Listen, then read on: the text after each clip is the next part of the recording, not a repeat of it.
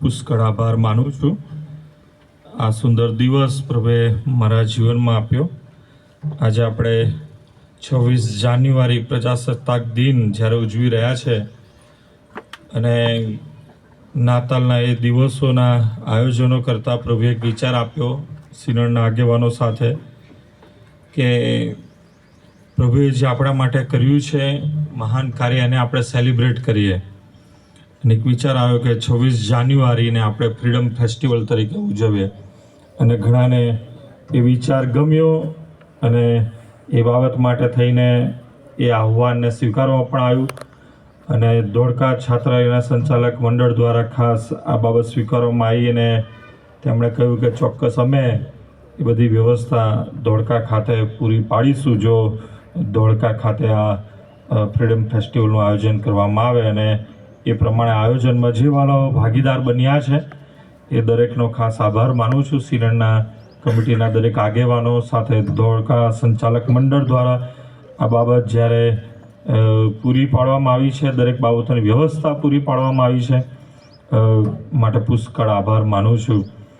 ઘણાને તો એમ જ હતું કે કદાચ આયોજન શક્ય નહીં બને અને એવા પ્રયત્નો પણ કરવામાં આવ્યા. પણ હું એક બાબત ચોક્કસ સ્વીકારું છું કે આપણો પ્રભુ એ મહાન છે અને એ પ્રભુ એટલા મહાન છે કે જે કાર્ય પ્રભુ મારી પાસે ઈચ્છી રહ્યા છે કે હું કરું, કારણ કે પ્રભુએ આપણને સ્વતંત્ર ઈચ્છા શક્તિનો આત્મા આપ્યો છે. પ્રભુએ આપણને કોઈ ચાવીવાળા રમકડા કે રિમોટ કંટ્રોલવાળા નથી બનાવ્યા. એવા બનાવી શકતા હતા પ્રભુ આપણને, પણ પ્રભુએ આપણને જેવા દેવ પોતે છે ને એવા જ આપણને બનાવ્યા છે. દેવે જ્યારે માણસને ઉત્પન્ન કર્યું તો કેવું બનાવ્યું? પોતાના સ્વરૂપ અને પ્રતિમા પ્રમાણે. તો આપણે કેવા છે? દેવ જેવા છે.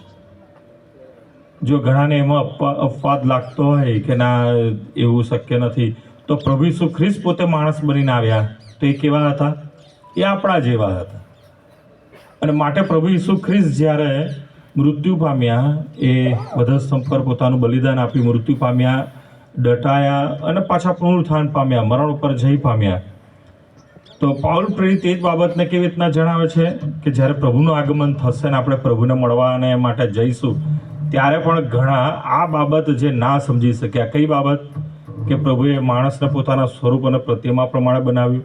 દેવ પોતે માણસ બનીને આવ્યા એટલે કે આપણા જેવા બનીને આવ્યા.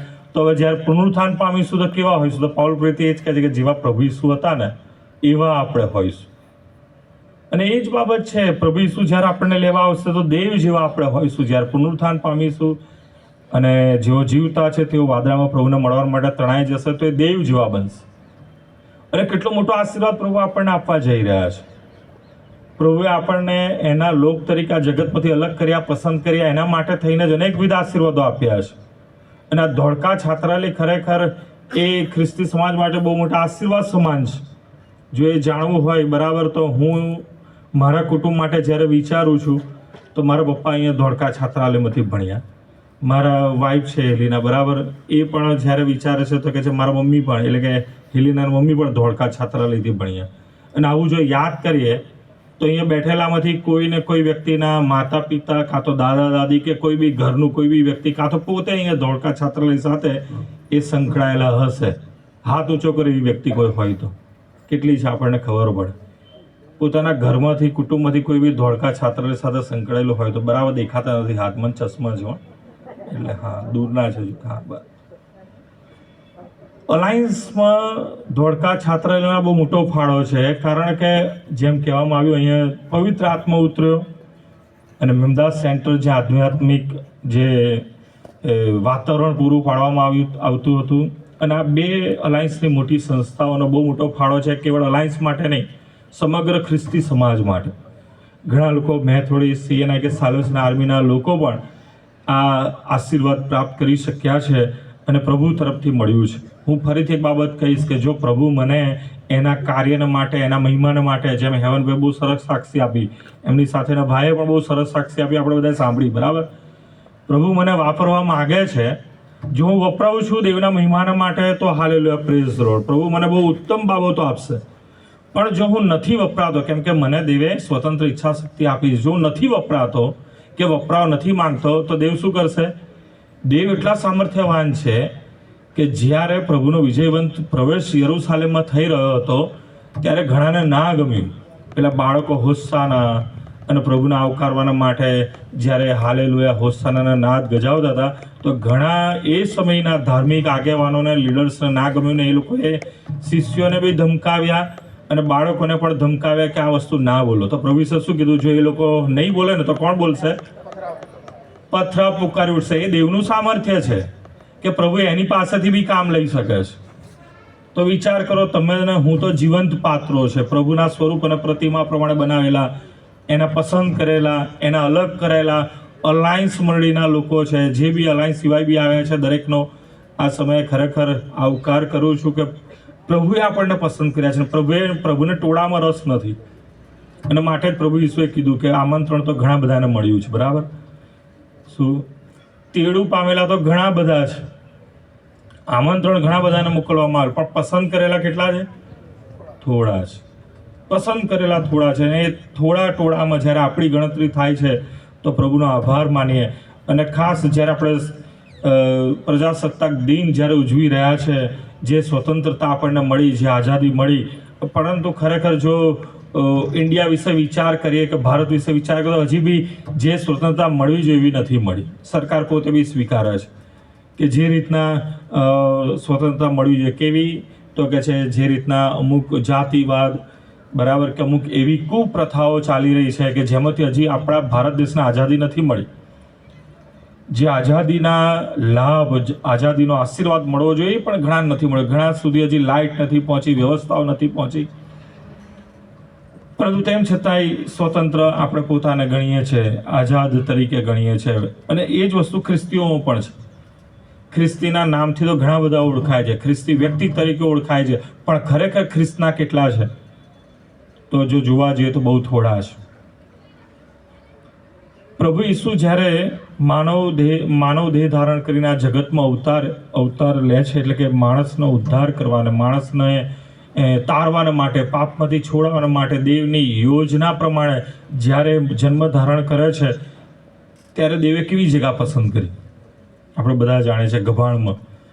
અને પ્રભુ ઈસુ ખ્રિસ્તનું મરણ એ પણ આપણે જાણીએ છીએ કે બહુ શરમજનક અને બહુ જ એમ કહેવાય કે ભયંકર એવી શિક્ષા, એકદમ અધમ અવસ્થામાં એ જે શિક્ષામાં એ સમયની એકદમ ક્રૂર, અધમ અને એમ કહેવાય કે તુચ્છ શિક્ષા, અપમાનિત કરતી શિક્ષા જે કહેવાય, વધસ્તંભનું મરણ, એ પ્રભુ ઈસુ ખ્રિસ્તને ત્યાં એ મરણ આપવામાં આવ્યું. શા માટે આવું થયું? જો પ્રભુ ઈસુ ખ્રિસ્તને જન્મ લેવો હોત તો એ ધારે તો એ કોઈ રાજાના મહેલમાં પણ જન્મી શક્યા હોત. અને મરણની પરિસ્થિતિ જો પસંદ કરવી હોત તો પણ એ સારામાં સારી પરિસ્થિતિ પસંદ કરે. પણ તેમ છતાં જ્યારે પ્રભુ માણસને જુએ છે, માણસની પાપી પરિસ્થિતિ જુએ છે, તો પ્રભુ જ્યારે માણસ બને છે ને તો એ જ પ્રમાણે, એ માણસની પરિસ્થિતિ પ્રમાણે એ પોતાને ત્યાં એ જાહેર કરે છે અને એકદમ નિમ્ન કક્ષાની પરિસ્થિતિમાં જન્મ લે છે અને એકદમ તુચ્છ અને અપમાનિત એ મરણ સહન કરે છે. અને એ પ્રભુએ એ માટે પોતાનું સ્વર્ગીય ધામ છોડીને, સ્વર્ગીય વૈભવ છોડીને એ માનવ દેહ ધારણ કર્યો આ પૃથ્વી પર આવીને. અને એના જ બાળકો તરીકે એ આશીર્વાદના સહવારસો જ્યારે તમે હું બન્યા છે, પ્રભુનું નામ લેવાનું હોય, પ્રભુનું ભજન કરવાનું હોય, પ્રભુનો મહિમા પ્રગટ કરવાનું હોય, તો આપણે વ્યવસ્થાઓ જોઈએ છે, પરિસ્થિતિ જોઈએ છે કે શું આપણને ત્યાં જઈને પ્રાપ્ત થશે. બરાબર? આપણે ભૌતિક આપણો દ્રષ્ટિકોણ રાખીને આપણે ભાગીદાર થઈએ છીએ. પ્રભુ ઈચ્છે છે કે આપણે અનંત જીવન પ્રાપ્ત કરીએ. અને એ સમજાવતા આ યોહાનની સુવાર્તામાં જે વાર્તાલાપ છે પ્રભુ ઈસુ ખ્રિસ્તનો અને યહૂદી લોકોની સાથેનો, ત્યાં લખ્યું છે 31મી કલમ, 8મો અધ્યાય 31મી કલમ, તેથી જે યહૂદીઓએ તેના પર વિશ્વાસ કર્યો તો તેઓને ઈસુએ કહ્યું. યહૂદી લોકોએ વિશ્વાસ કર્યો, એ લોકોને પ્રભુ ઈસુ ખ્રિસ્ત કહે છે કે જો તમે મારા વચનમાં રહો અને ખરેખર તમે મારા શિષ્ય છો, 32મી કલમ, તમે સત્યને જાણશો અને સત્ય તમને મુક્ત કરશે. અને એ લોકોને ત્યાં વાંધો પડ્યો કે અમને તો કોઈ દાસત્વની બાબત છે જ નહીં, અમને શામાંથી મુક્ત કરવામાં આવશે? પ્રભુ એમને ફરીથી સમજાવે છે અને પ્રભુ કહે છે 34મી કલમ, ઈશ્વરે તેઓનો ઉત્તર આપે, હું તમને ખચિત કહું છું, જે કોઈ પાપ કર્યા કરે છે તે પાપનો દાસ છે. હજી અને આગળ 36મી કલમ, માટે જો દીકરો તમને મુક્ત કરે તો તમે ખરેખર મુક્ત થશો. પ્રભુ પોતે એમને એ ભેટ આપે છે, ગિફ્ટ આપે છે કે તમે તારણ અને ઉદ્ધાર જે તમારી પાસે સામેથી આવ્યા છે એનો સ્વીકાર કરો, મારા વચનો ઉપર એટલે કે મારા પર તમે વિશ્વાસ કરો અને તમને મુક્ત કરવામાં આવશે. ખરેખર જે પ્રભુ ઈસુ ખ્રિસ્ત જે બાબત જાહેર કરે છે એ છે સત્ય. એ પ્રભુ ઈસુ ખ્રિસ્ત પોતે છે અને આપણે બધા જાણીએ છીએ સત્યની બાબત. યોહાન 14:6, માર્ગ, સત્ય તથા જીવન હું છું, પ્રભુ ઈસુ ખ્રિસ્ત પોતાના માટે કહે છે. અને એ જ પ્રમાણે જો તમે જુઓ યોહાનની સુવાર્તા 14મો અધ્યાય અને 6ઠી કલમ, અને ત્યાં પણ પ્રભુ ઈસુ ખ્રિસ્ત એ બાબત જણાવે છે કે માણસના માટે શું સારું છે. અને યોહાન 17 અને 3જી કલમ તમે જુઓ, યોહાન 17 અને 3 આ પ્રમાણે જણાવે છે, અનંત જીવન એ છે કે તેઓ તને એકલા ખરા દેવને તથા ઈસુ ખ્રિસ્ત જેને તે મોકલ્યો છે તેને ઓળખે. સત્ય એટલે કે દેવ પોતે. પ્રભુ ઈસુ ખ્રિસ્ત કહે છે તમે સત્યને જાણશો, એટલે કે જો દેવને જાણશો તો ત્યાં લખવામાં આવ્યું છે તમને અનંત જીવન મળશે, તમને મુક્તિ મળશે. પ્રભુ ઈસુ ખ્રિસ્ત માર્થીની સુવાર્તા 11:28 પણ કહે છે કે ઓ વૈતૃ કરનારાઓ તથા ભારથી લદાયેલાઓ, તમે સગડા મારી પાસે આવો અને હું તમને વિશ્રામ આપીશ. તમે વિચાર કરો, દેવ પોતે માણસ બને છે માણસનો ઉદ્ધાર અને તારણ કરવા માટે, અને દેવ પોતે પોતાની ઓળખ કરાવે છે કે હું જ જીવતો દેવ છું, હું જ માર્ગ છું કે જે તમને અનંત જીવન આપી શકે છે, હું જ જીવન છું કે જેનામાંથી તમને અનંત જીવન મળે છે, અને હું જ સત્ય છું જેને સ્વીકારીને તમે સર્વકાળનું જીવન પ્રાપ્ત કરી શકો છો. અને ખરેખર આખું બાઇબલ એ દેવને પ્રગટ કરે છે. આખું બાઇબલ એ ઉદ્ધારની યોજનાને પ્રગટ કરે છે જે દેવે તમારા અને મારા ઉદ્ધારને માટે આપી છે. ચોક્કસ સમય કદાચ અને એવો છે કે આપણને અકરામણ થતી હોય, ભૂખ લાગતી હોય, કે કદાચ આળસ આવતી હોય, ઘણાને ઊંઘ પણ આવતી હશે, પણ ભલાઓ પ્રભુ ઈસુ ખ્રિસ્તનો વિચાર કરો કે એણે જે સહન કર્યું. પિત્તર એના પત્રમાં શું કહે છે? પ્રભુ ઈસુ ખ્રિસ્તે જે રીતનું સહન કર્યું એ પ્રમાણે જો તમે સહન કરો તો એ સારું છે એવું કહે છે. અને એના માટે જ તમને પસંદ કરવામાં આવ્યા છે. જો પ્રભુ ઈસુ ખ્રિસ્તે જેવું સહન કર્યું એવું તમે ને હું સહન કરીએ તો એ આપણા માટે સારું છે, એ આપણા માટે આશીર્વાદરૂપ છે.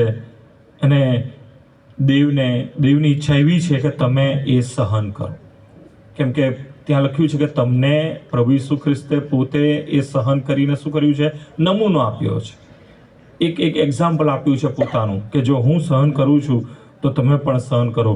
અને પ્રભુને એ ગમે છે. માટે મારી ઈચ્છા છે કે એક થોડુંક તમે સહન કરો. બહુ ઝડપથી આપણે હવે ભોજન તરફ જવા માગીએ છીએ.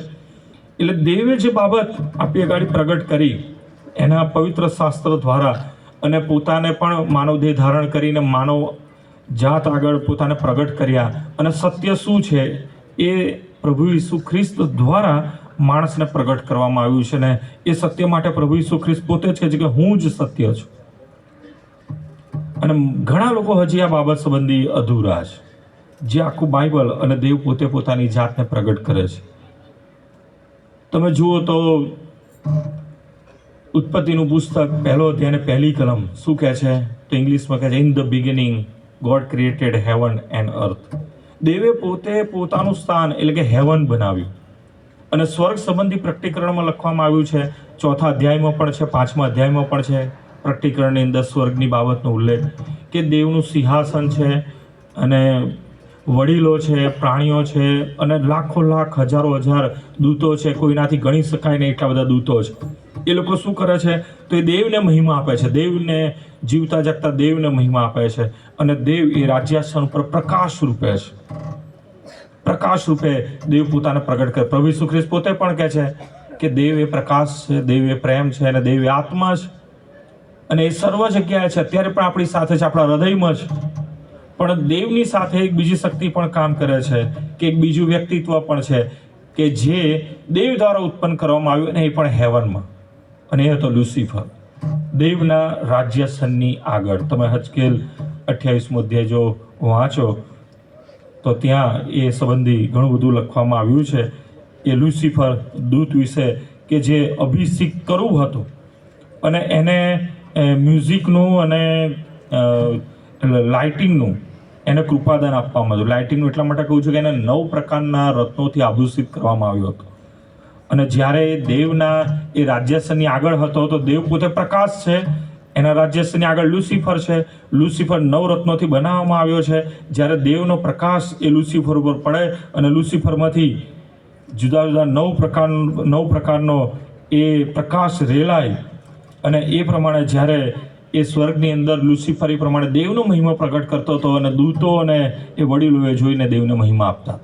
સંગીત અને પ્રકાશ, બીજા શબ્દોમાં કહું તો ઘણી વખત રાત્રે ડીજેમાં એવી ઇફેક્ટ આપવામાં આવે છે અને લોકો ગાડા થઈ જાય નાચવાના માટે. જેને નાચતા ના આવડતું ને એને લોકોય નાચવા લાગે. કેમ? પરિસ્થિતિ એવી હોય છે.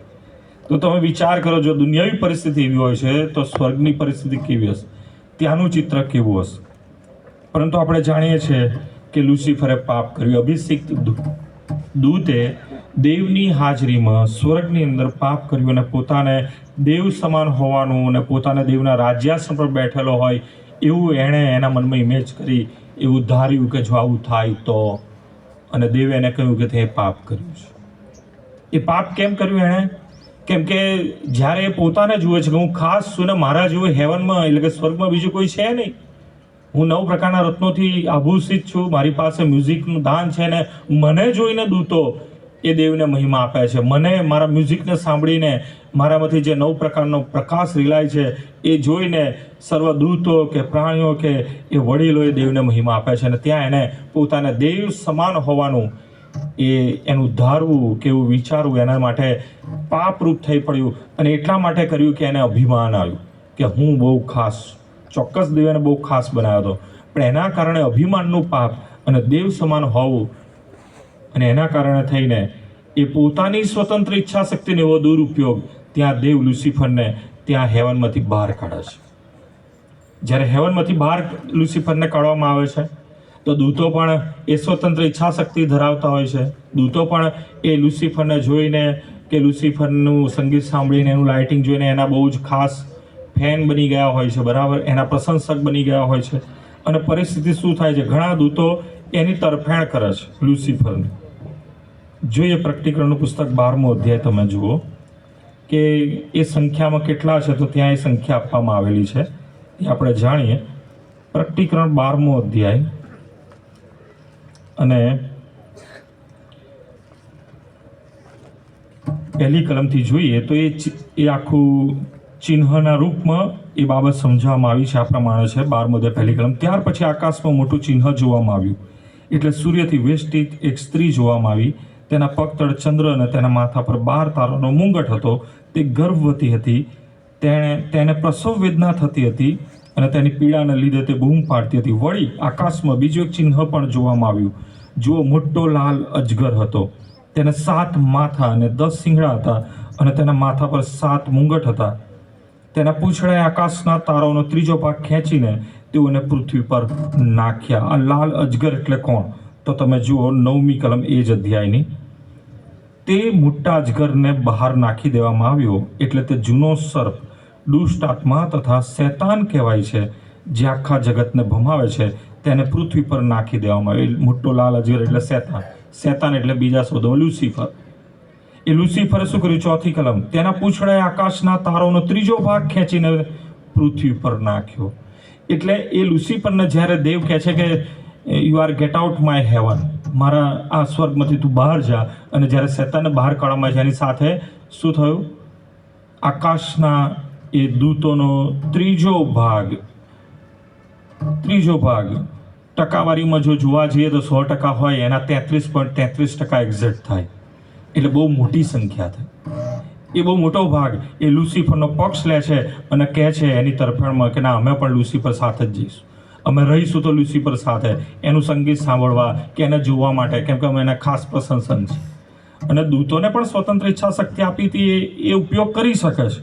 અને જ્યારે 33.33% વાળીમાં એ દૂતો જ્યારે લુસિફરની સાથે આવે છે અને એની સાથે ભળે છે અને પોતાને ક્યાં જુએ છે? સ્વર્ગની, હેવનની બહાર જુએ છે.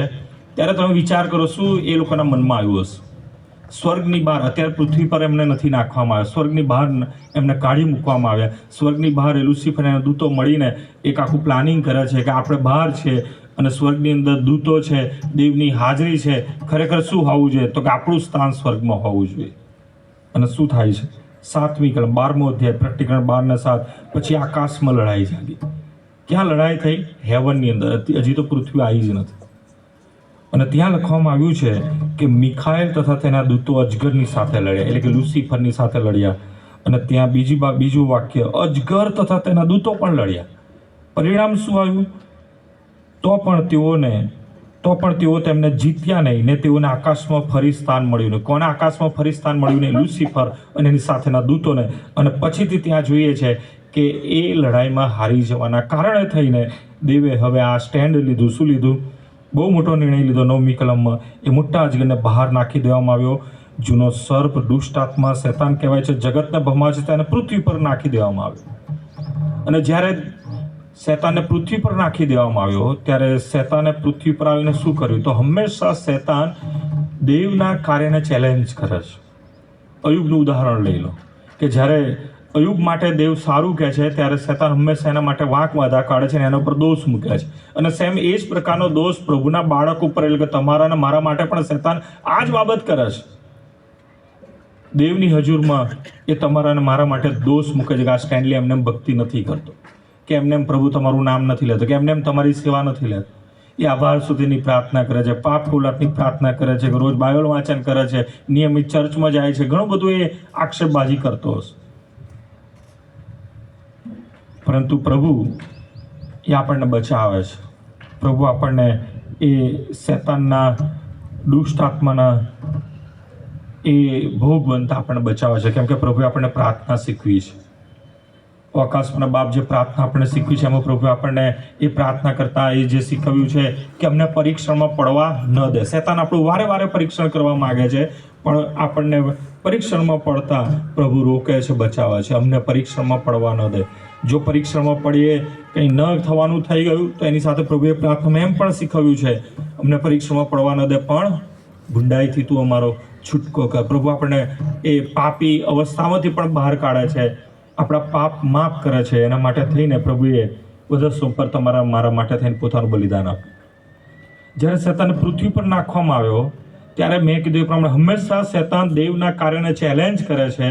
પૃથ્વી ઉપર દેવની ભક્તિ કરવાવાળું કોઈ નહોતું, દેવનો મહિમા પ્રગટ કરવાવાળું કોઈ નહોતું, અને માટે ત્યાં પણ શૈતાન ચેલેન્જ કરે છે. ત્યારે દેવને એમ થયું કે પૃથ્વી ઉપર મારો મહિમા પ્રગટ કરવા માટે હું મારું સ્વરૂપ અને પ્રતિમા બનાવીશ. વલાઓ, દૂતો એ માણસો નથી, દૂતો એ માણસો કરતાં અલગ છે.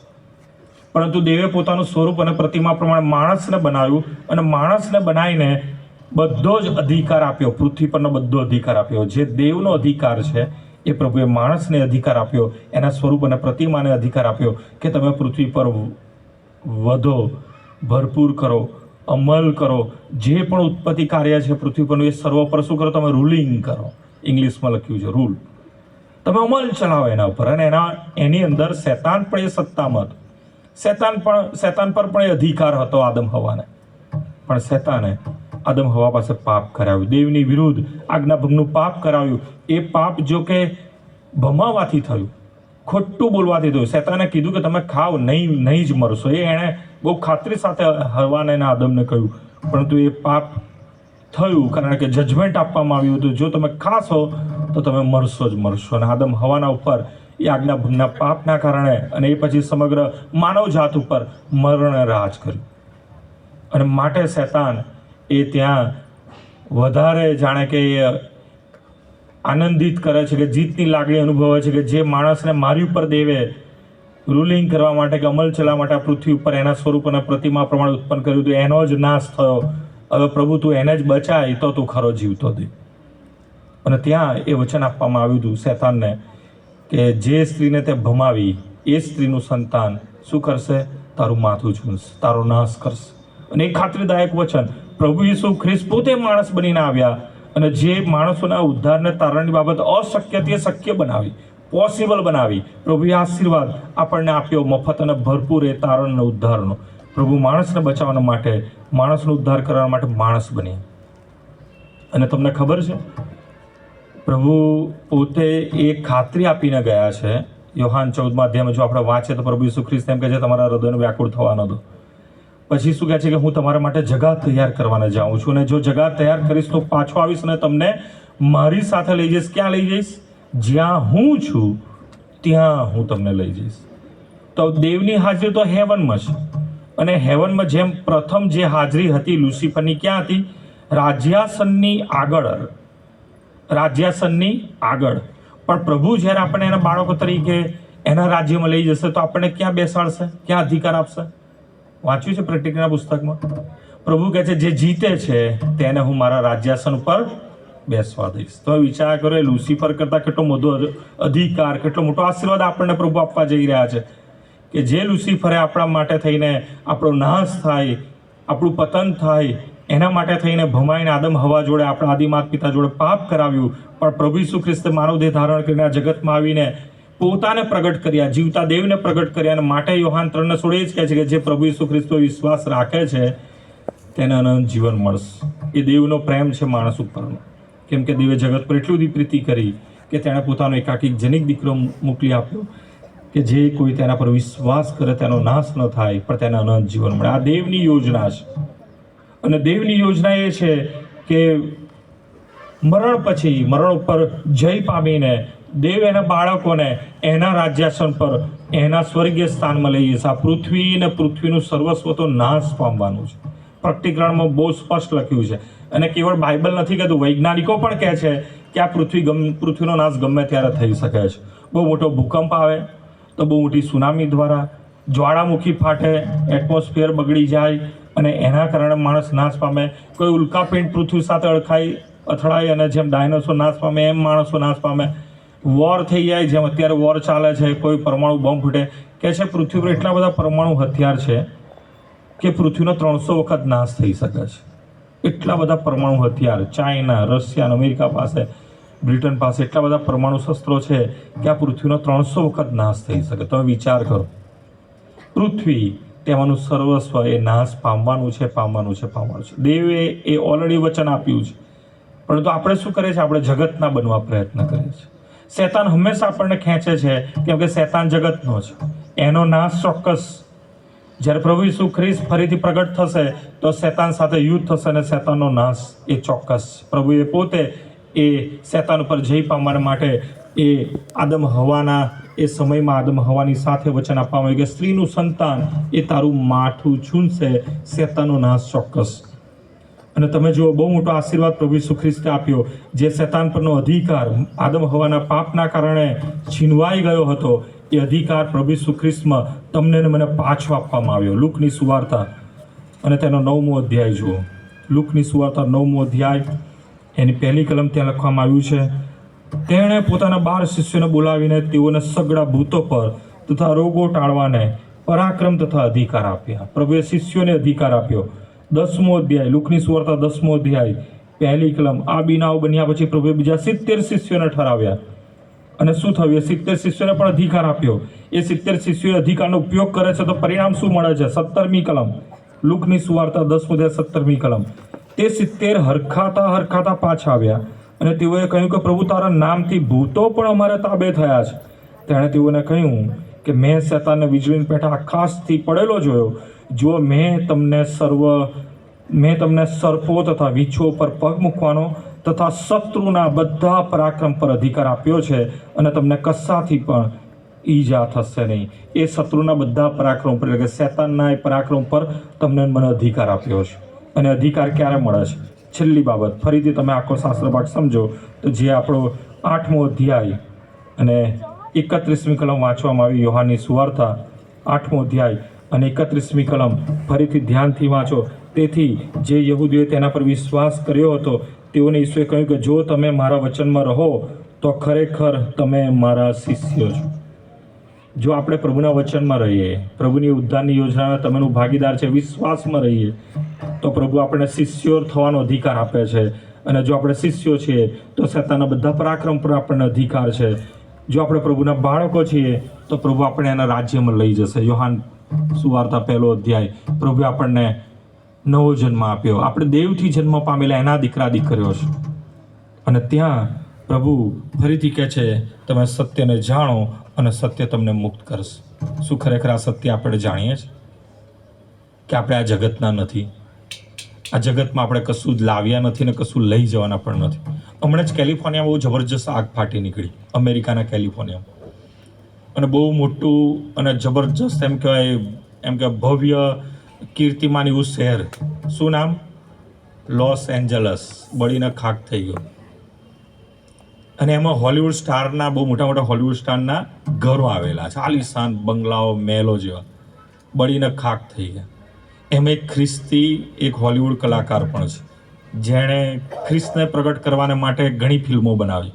એનું નામ છે, શું નામ છે, કોઈને ખબર? એનું એક સ્ટેટમેન્ટ હમણાં બહાર પડ્યું વોટ્સએપમાં.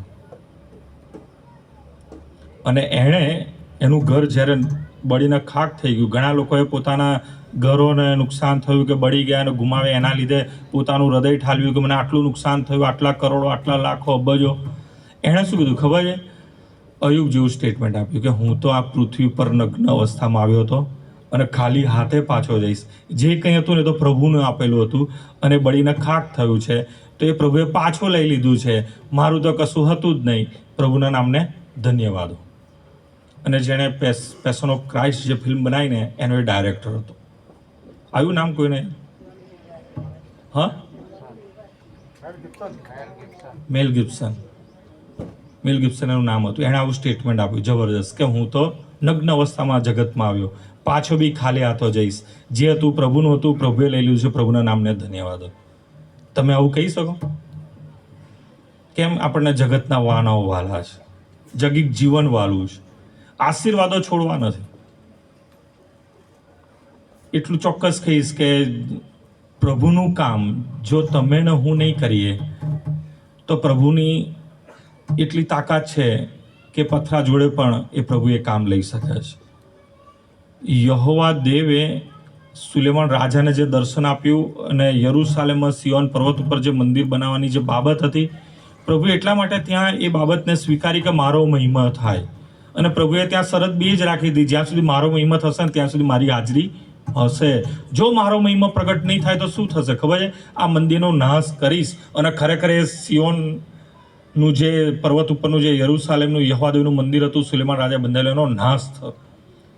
વર્ષો થઈ ગયા, આજે 2000થી વધારે વર્ષો થઈ ગયા. એ મંદિર નથી એ જગ્યાએ. એનો મતલબ શું? દેવનો મહિમા નથી થતો? દેવનો મહિમા એ સિયોન પર્વત પર બનાવેલા મંદિરથી થતો હતો ને, એના કરતાં અધિક ઘણો મહિમા એ પ્રભુએ શિષ્યોને પસંદ કર્યા. અને એક જ શિષ્યનું નામ આપ્યું જે પાછળ પ્રેરિત કર્યો, બરાબર? પાઉલ બી પોતાનો તો શિષ્યમાં. પાઉલ પ્રેરિતે વિદેશીઓને સુવાર્તા આપી અને એ યુરોપમાં સુવાર્તા લઈ ગયો. યુરોપમાંથી અમેરિકા અને સાઉથ અમેરિકા અને ઓસ્ટ્રેલિયા અને આખા જગતમાં સુવાર્તા ફેલાઈને ખ્રિસ્તીઓ બન્યા. એ સુલેમાનના મંદિરનો નાશ થયો, મંદિર વગર પણ દેવનો મહિમા થયો છે. અને આજે એ જ વસ્તુ છે. જો પ્રભુએ આ એના મહિમાના માટે આ જગ્યા આપી છે, બરાબર, જગ્યા હશે પ્રભુના મહિમા માટે તો સારું છે, હાલેલુયા, પ્રેઝ ધ લોર્ડ, બરાબર. પણ જો તમે ને હું એ મહિમાના કાર્યમાં નહીં જોડાઈએ તો એટલું ચોક્કસ મારો વિશ્વાસ છે કે કોઈક ને કોઈક રીતના જે પ્રમાણે અત્યાર સુધી પ્રભુએ એનો મહિમા જગ્યાથી પ્રગટ કર્યો છે, પ્રભુ તેનો મહિમા પ્રગટ કરશે. પણ પ્રભુ તમને ને મને ન્યાય શાસન આગળ જ્યારે રજૂ કરશે અને આપણે એ પ્રશ્ન પૂછશે કે તે મારા માટે શું કર્યું, પ્રભુ આપણને એક જ વસ્તુ બતાડશે કે મેં તારા માટે ગંદી ગભાણમાં જન્મ લીધો, જ્યાં પ્રાણીઓ એમના બચ્ચાને જન્મ આપે છે. મેં તારા માટે થઈને વધસ્તો ઉપર શરમજનક અપમાનિત મરણ સહન કર્યું, તે મારા માટે શું કર્યું. ત્યારે પ્રભુ કદાચ ને એક સમય આ પણ લાવશે કે 26 જાન્યુઆરીનો એ દિવસ ને ધોળકાની મિટિંગ ને, બરાબર, આની પહેલાંની મિટિંગ જેમ કીધું અર્થવેક કાવ્યોને મુલતવી રાખવામાં આવી, પછીથી પૂરી કરવામાં આવી. પણ આજે તો ઘણું સારું છે, તમને અત્યારે બિરયાની મળશે, બરાબર, ખાતરી સહિત સારામાં સારો ખોરાક મળશે. પણ પ્રભુના માટે શું? અને વિચાર લઈને અહીંથી જઈશું આપણે. પ્રભુ આ સમજવાના માટે અને સત્ય સ્વીકારવા માટે તમને કૃપા આપે. God bless you all. Thank you.